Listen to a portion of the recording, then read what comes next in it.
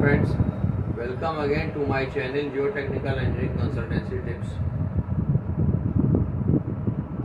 My today's lecture is basically on the general design considerations for under-rim pile foundations as per latest Indian Standard Code IS 2911 Part 3 2021.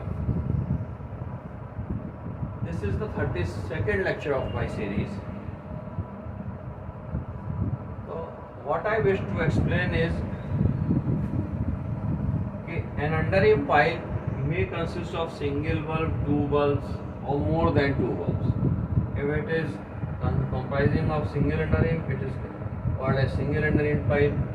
If it is comprising of two under-rim bulbs, it is called as double under-rim piles. If it is having more than two bulbs, it is generally referred to as multi under-rim pile foundation. But basically, more than two bulbs are not advisable, suggested to be adopted at the site. अब क्या होता है कि under-rim pile foundation की कहाँ जरूरत पड़ती है?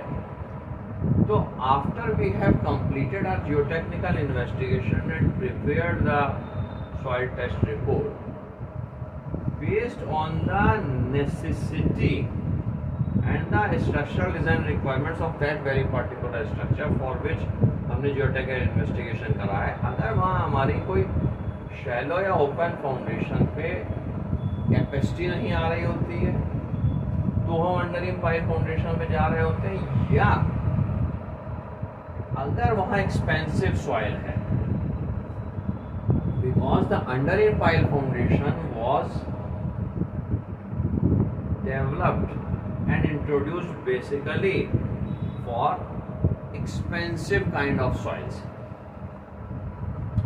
क्योंकि वहाँ सीजनल मॉइस्चर वेरिएशंस की वजह से from ground level to 3-3.5 metre depth तक सॉइल में वेरिएशन इस तरीके का होता है कि as if soil shrinks when the water table recedes and the soil swells when the water table increases, और से seasonal moisture variation changes होते हैं with rainy season. That is why this under-rim pile foundation was started and recommended to be adopted for those very kind of soils जहाँ की हमारे को black bottom soil fine मिलती है. तो now ये सब मैं आप लोगों को अपने पिछले लेक्चर्स में भी बता चुका हूँ. अब how this under reamed pile foundation works, ये हमारी एक लेंथ है पाइल की from the ground level to this is the bottom level of the pipe which is usually referred to as toe of the pipe, और ये एक single bulb है. तो क्या है, अब what actually under-rim pile foundation does, it is basically a structural member which is being built in a group comprising of 3, 4 or 5 piles beneath the columns, or in a for any building structure, or in a row for any boundary wall, etc. ये जो हमारा layout planning है, ये architect के planning और structure designer के joint collaboration से device होता है नीड्स ऑफ द स्ट्रक्चर के अकॉर्डिंग. तो under-rim pile foundation is a structural member which transmits the load of the structure through the foundation to the subsoil strata, but it should have adequate factor of safety. Adequate factor of safety means what to say? It should have adequate factor of safety against shear failure of subsurface, and as well it should be such that it does not exceed the desired limit of settlements, whether it be differential or total settlement, and must not cause any functional distress for any permanent or transient loads for which this foundation is being built, and as well what need to be emphasized is this pile shaft must have adequate structural capacity to withstand all loads, that is the vertical compression, uplift or lateral, and moments to be transmitted to the subsoil, and are designed as per IS 456 latest version. What are the basically least and minimum requirements of these piles? As per this code, the minimum pile length advised is 3.5 meter for expensive soils, but in certain rare cases where these kind of soils are at a shallow depth and are being followed up by beneath them with a hard competent rocky strata, in that very particular case, in very special cases, you can reduce this length of pile. Although the code has suggested this to be the minimum suggested pile length. Now, the minimum pile diameter recommended is 250 mm.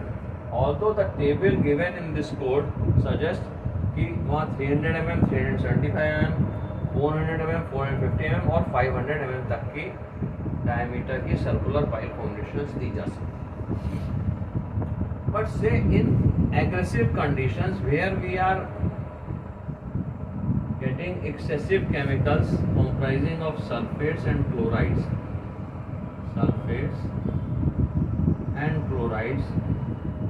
which may affect the concrete.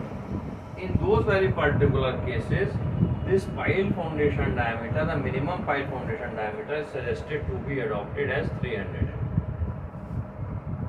Now, the underneath the batter pile. Batter pile is a pile which is given at an angle. In dry conditions, the code suggests that batter angle should not at all exceed 15 degree. And as well, we have to decide on the feasibility of these underreams.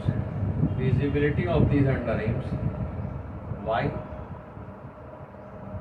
Because this depends कि हमारी feasibility soil characteristics के basis पे कैसी. Clay soil में it is very easy to construct these underreams and bulk foundations, whereas in clean river sands या sandy soil जहाँ होती है, तो वहाँ क्या होता है कि हमारा ये वर्टिकल इनसाइड से जो पोर्शन होता है ये स्टेबल नहीं हो पाता. If that sandy soil is under water also as well, तो हमें वहाँ ड्रिलिंग मड बेंटोनाइट यूज करना पड़ता है उसके अंदर की सॉइल को स्टेबलाइज करने के लिए और बल्ब वगैरह को बनाने के लिए. तो that is why I am saying कि the feasibility of underream and bulb is decided based on the soil characteristics. But in certain conditions where these have to be necessarily given, तो वहाँ हमें ड्रिलिंग मड बेंटोनाइट यूज करना पड़ता है for the stability of this explored bores, जिसमें हमें ये reinforcement of concrete करके हमें ये पाइल फाउंडेशन तैयार करनी होती है. Now, on which very factors the load carrying capacity of the underream pile foundation depends. It depends on the pile dimensions. Pile dimensions का मतलब ये होता है कि length and the diameter of the pile. Okay. The position of water table. इसमें हमारी water table यहाँ भी हो सकती है, इस लेवल पे भी हो सकती है. हमारी water table यहाँ पे भी हो सकती है और हमारी वाटर टेबल यहाँ पे भी हो सकती है. तो क्या है, व्हाट आई विश टू से इज कि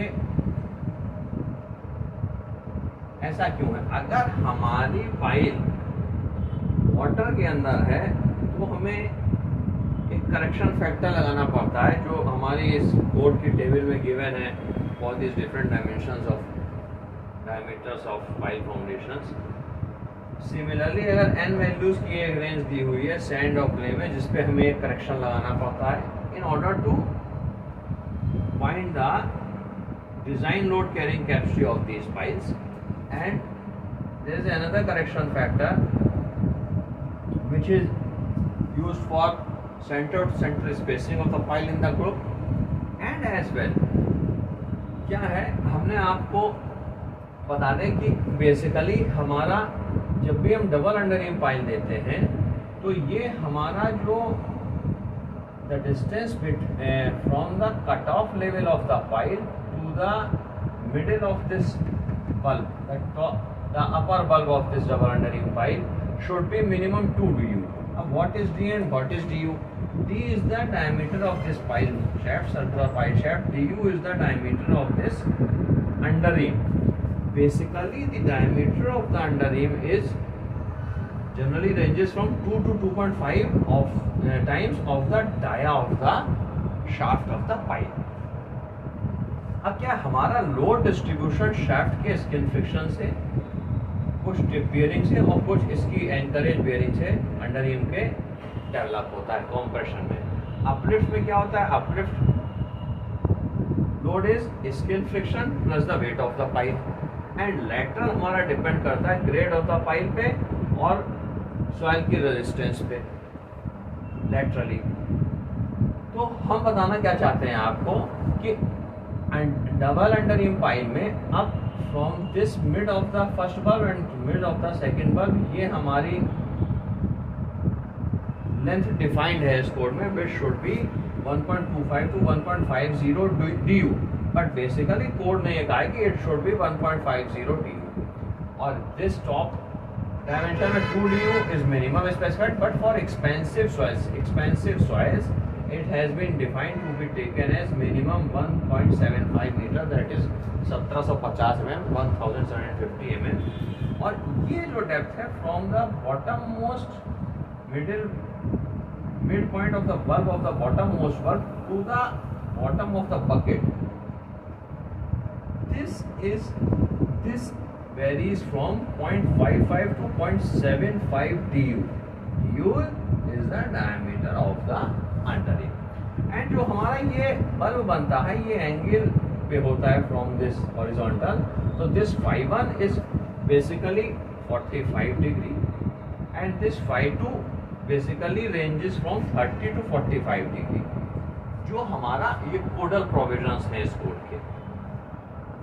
अब क्या है कि एक ये हमारा बॉटम मोस्ट पे क्लियर कवर होता है, एक ये कवर होता है, तो बॉटम मोस्ट का क्लियर कवर जो है कोड ने डिफाइन कर रखा है 75 mm, बट अगर एग्रेसिव केसेस हैं जहां हमें केमिकल्स मिलते हैं sulphates and chlorides and which may be harmful to the concrete, वहां ये बॉटम मोस्ट कवर हमारा 100 mm डिफाइंड है कोड।